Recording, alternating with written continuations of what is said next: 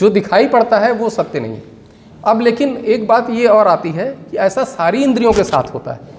तो ऋषियों ने ये बात सारी इंद्रियों के लिए कही। हम अभी तक ये मानते आते थे कि कानों सुना तो झूठ होता है, आंखों देखा सत्य होता है। तो अब आंखों देखा तो गलत हो गया, वो तो सत्य नहीं है।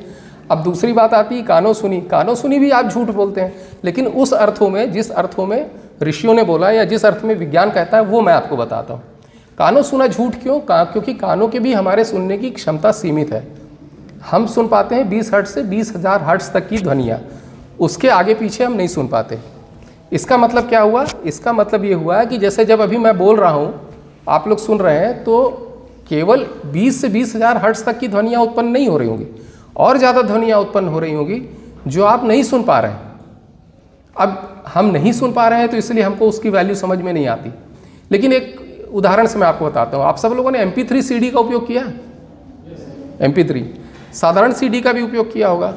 साधारण CD में कितने गाने रिकॉर्ड होते हैं?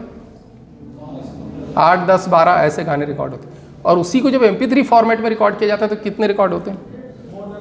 100 या 100+ रिकॉर्ड होते हैं। ऐसा क्या जादू हो जाता है?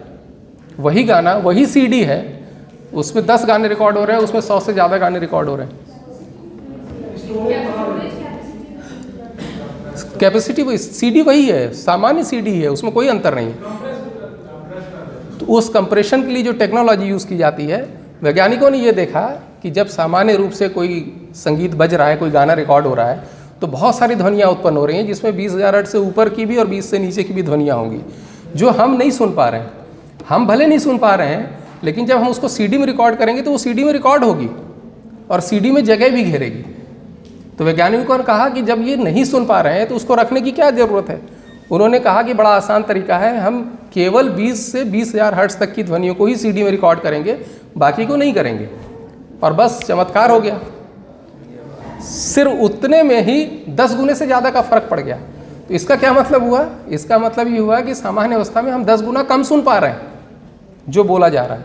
अब हमारे लिए तो कोई फ़र्क नहीं पड़ा, लेकिन जैसा मैंने कहा कि बहुत सारे जानवर हमसे ज़्यादा सुन पाते हैं। तो अगर आपने घर में कुत्ता पाला हो, कुत्ता हमसे ज़्यादा सुन पाता है, तो कुत्ता ज़रूर बोलेगा कि ये MP3 वाली CD अच्छी क्वालिटी की नहीं है, क्योंकि वो उन चीज़ों को सुन पा रहा है जो ओरिजिनल CD में थी, और हम नहीं सुन पा रहे हैं, तो हमको कोई अंतर पता नहीं चलता।